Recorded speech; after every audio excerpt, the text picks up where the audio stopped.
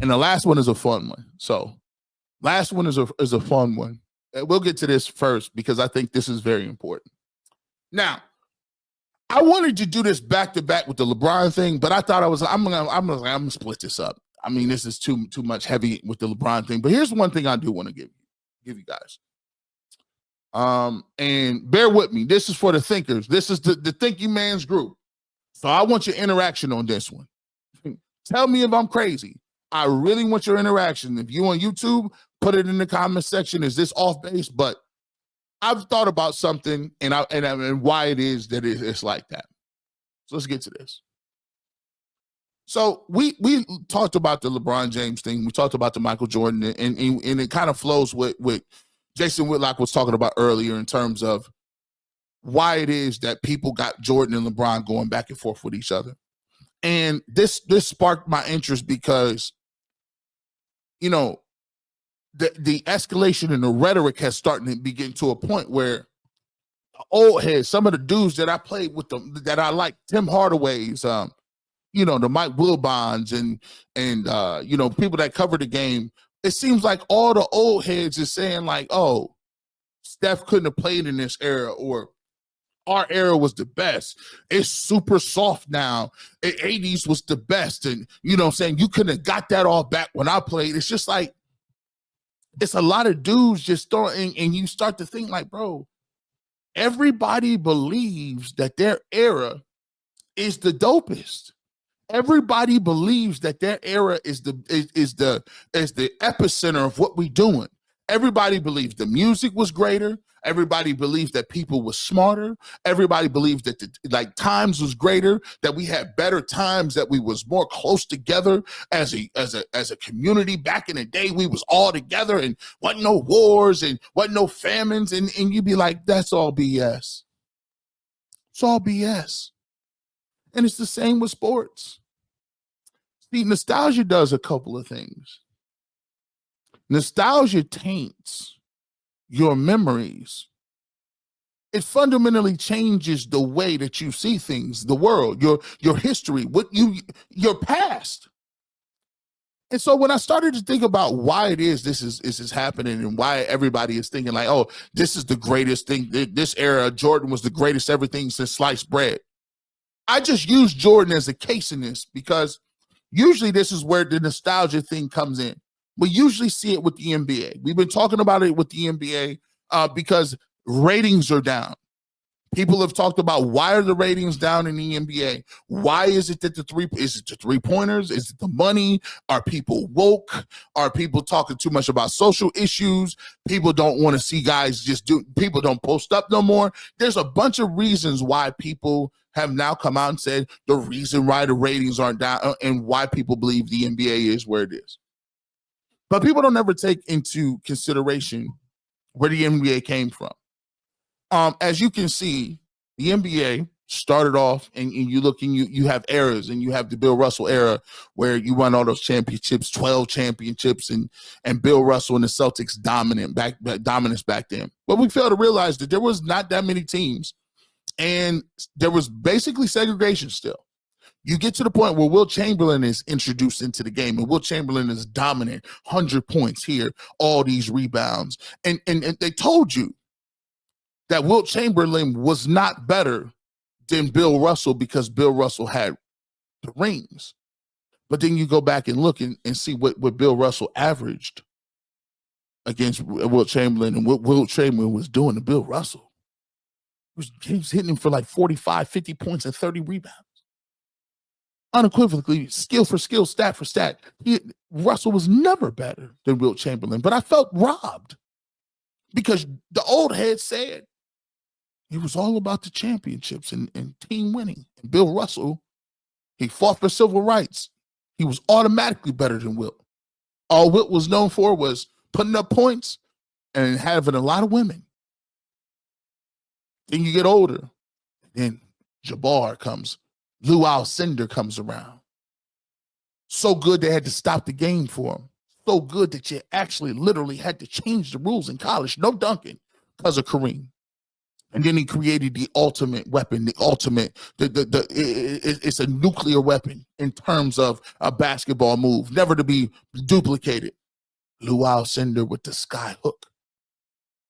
My dad used to, when people talked about the sky hook, they used to get that same picture. And we used to look at them old school pictures. Remember them yearbook pictures where there was two tones and it'd be somebody looking up like this with the light coming down on them?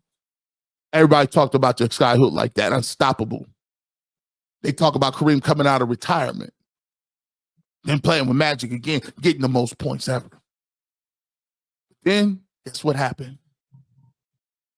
Game changed. You didn't go to the centers no more. You didn't go down to the centers no more. It was all about the guards. Then a guy like Magic came along and Larry Bird came and they gave you that rivalry. A city boy like Irvin Magic Johnson, flashy, good old country white boy, Larry Bird. Two different style clashes, East versus West. People ate it up. People ate it up. If you thought Angel Reese and Caitlin Clark, that was the original. People ate it up. Games was on tape of delay before you got Magic and Bird. Now you got the rivalry. You got people on this side and that side. They win championships after championships. Then, the bad boys.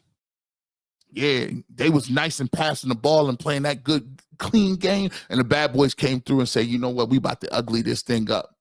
We about to turn it into a street fight. People tuned in to see how many times you get knocked down and get back up. Right? So the torch has been passed a lot of places.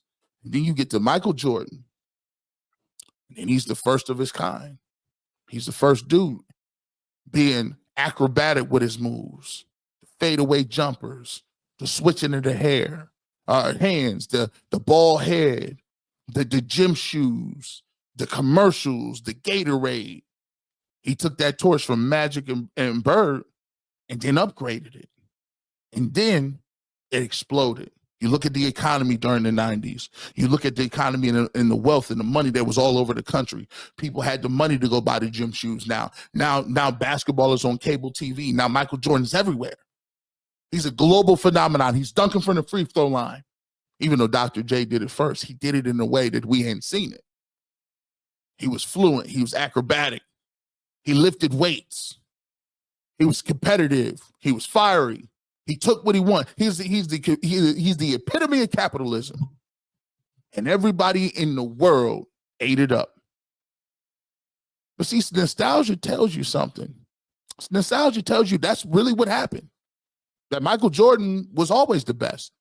He always went 6 for 6 with 6 championships, never lost. But is that nostalgia or is that reality?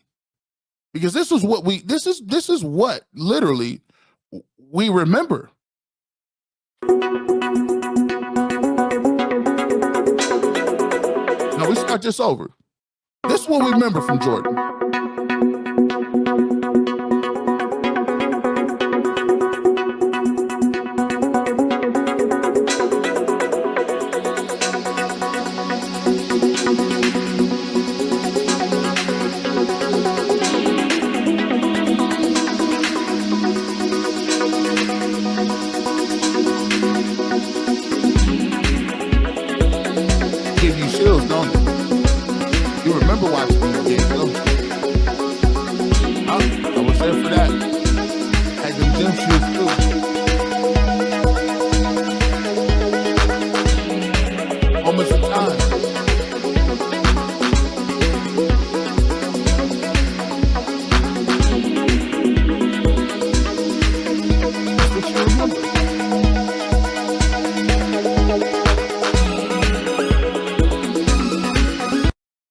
That is what you remember.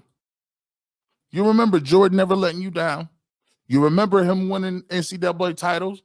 You remember him winning 6 MVPs in 6 years, 2 3-peats. You remember the jumpers, the gym shoes, and how dominant he was. It was right around the time when you was young, you was impressionable, and it was the greatest time of your life. You was in middle school, you was in college. It's the first time you liked a girl, first time that you even got a pair of Jordans in your life. That was during that time. But we don't really remember this. The 80s in terms of his Michael Jordan, he was a non-factor in the 80s in terms of his basketball team. He never won, and he never beat Larry Bird. You showed Michael Jordan going between his legs one time in a highlight, against Larry Bird, and that was the game he got 63. That's what he did. But if memory serves me correct, they got swept. No, not lost. They got swept. So Michael Jordan in the 80s, he never beat Magic and Kareem. Now, truth be told, I beat Magic and Kareem, and I beat Larry Bird and his Celtics. Now, he beat the Detroit Pistons at the end. They beat us, and he beat us, and they swept us. But the way the story has been told, the best year that he had was he was the MVP of the league and the Defensive Player of the Year. I believe that was in 88. Yes. We beat them 4-1. Now, that isn't told, because if you have to tell that story, you then have to dig deep into it and say, well, I hear he was 6'6", 6 rings, but they never tell you that in the 80s, he never won any championships. As a matter of fact, he never beat Bird, who won 3 championships during the 80s. As a matter of fact, earlier in the 80s, it was Moses Malone and Dr. J with the Sixers. Then you get to the Magic Bird era, and then you get Magic Johnson with 4 rings. So you got Bird with 3, Magic with 4, Dr. J and Moses got them 1. And then you got the back-to-back Detroit Pistons with Isaiah Thomas, Joe Dumars, Dennis Rodman, so they can run back-to-back into the 90s. So where is this narrative that you're talking about that you made up that he was 6'6"? So it only matters when you get to the championship, you count them. So the years you don't get there, they don't mean anything? So I can lose, but only when I get to the championship, I can win. If I win, I'm only counting those. No, you lost for a decade before you got there. Those are just facts, not being emotional. By the way, I'll bring this up for you so you guys can see it. In 1984, as a rookie, he lost to the Milwaukee Bucks 3-1, right? Then in 1985 and 86, he got swept by the Celtics 3-0. 1986-87, got swept again by the Celtics 3-0.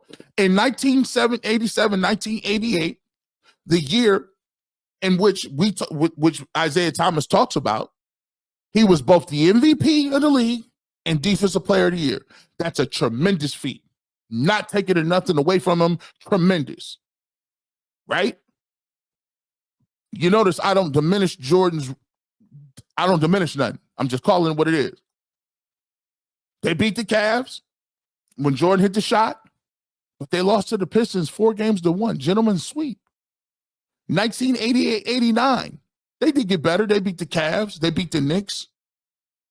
It still lost to the Pistons 4-2. And 1988, 89, 1990.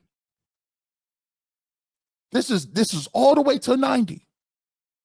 Yes, you beat first round, you beat the Bucks. Second round, you got the Sixers. You lost to the Pistons again, 4-3.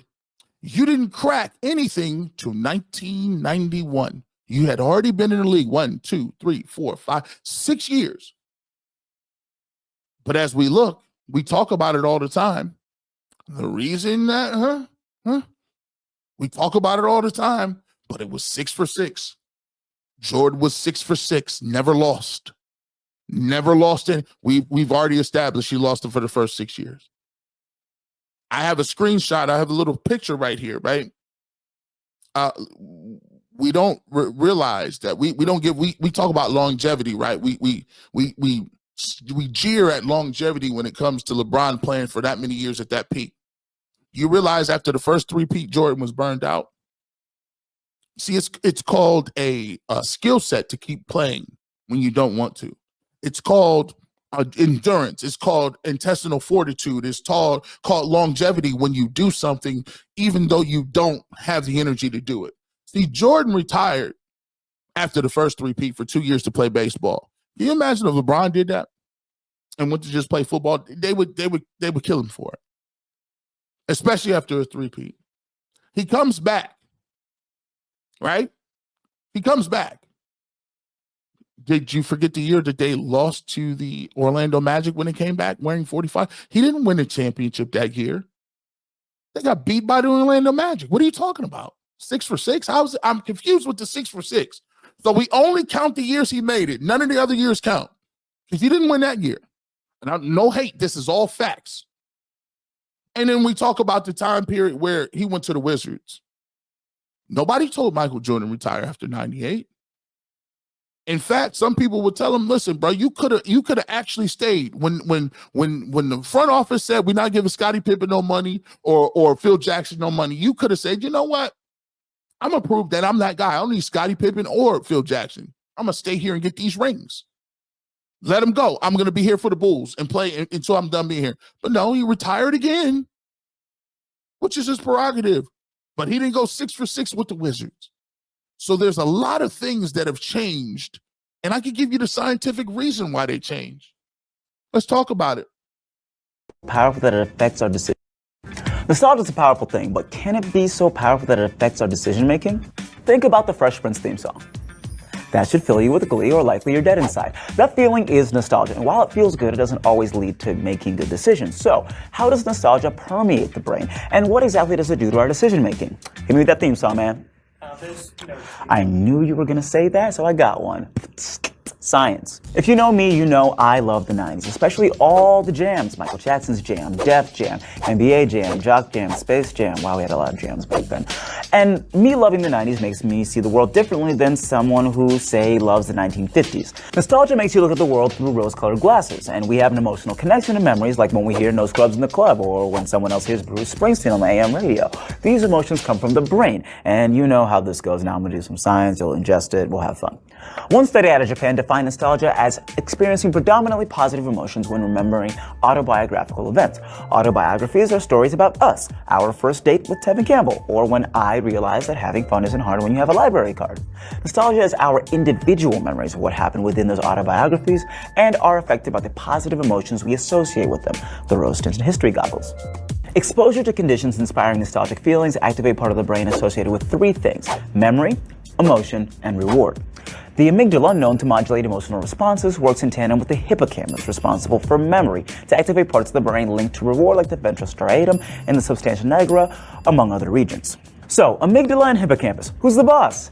It's Judith Light. Look it up, that's a reference. The amygdala and the hippocampus interact with each other to encode our memories, and research suggests that they may actually govern two different memory encoding mechanisms, but they interact when emotion is involved. Think about a memory that brings you joy. You're getting that warm, positive feeling all over, right? That's dopamine. Positive emotions have been linked to stronger, detail-oriented memories, but research also suggests that memories deteriorate over time, and both positive and negative emotions can have an effect on how we remember incidents, which is part of why eyewitness testimony can be faulty in the courtroom, so hold on to those good times, but they may not be 100% reliable in a court of law. A 2015 study cited the positive effects of nostalgia as a stabilizing force, allowing us to push forward with a sense of personal continuity. A wonderful way to track our own growth over time through anecdotes. And we already know that nostalgia makes us feel a euphoric feeling. This all sounds good, but while we use information from our past to dictate our future, it's important not to let nostalgia cloud that future. Research shows that people tend to favor positive memories over negative ones. That makes sense. We want to remember fun memories over whack ones. On the NPR podcast Hidden Brain with the main man Shankar Vedantam, he chatted with psychologist Clay Rutledge, who discussed the danger of allowing nostalgia to govern future decisions. As negative memories start to fade, positive ones rise and bias us towards ignoring the complexities of different situations and lean away from putting ourselves in other people's shoes to look at an issue, event, or situation. And it might be because we're low-key drunk on nostalgia. Nostalgia can help bring about positive moods and helps people cope with depression, but our individual or collective nostalgia shouldn't govern everyone else's futures. The past is the past for a reason. When it comes to emotions, nostalgia is pretty one note, and in an ever-changing, multicultural, social landscape, maybe we shouldn't let past passions define the next days of our lives. I mean, I couldn't have said it much better. I mean, the narrative in which the weave had been weaved is there for you. I had to take a look at it from a scientific standpoint. I said, why is all these people thinking that? Even me. Why do I believe that Jay-Z and Nas era is the best writing and rapping I've ever heard in my life? Why is it that I get emotional when I just think about spring quarter and smell the food in the air and the flowers blooming, and you're like, man, I'm gonna go to the club tonight. Why is it when I look at a pair of Jordans and they come out and they re-release, they sell out immediately, and because I wanted those when I was younger. I wanted a starter jacket and couldn't get it, but now I'm older and I can get it, and it makes me feel good. But it's the same shoes, bro. See, nostalgia, what it does.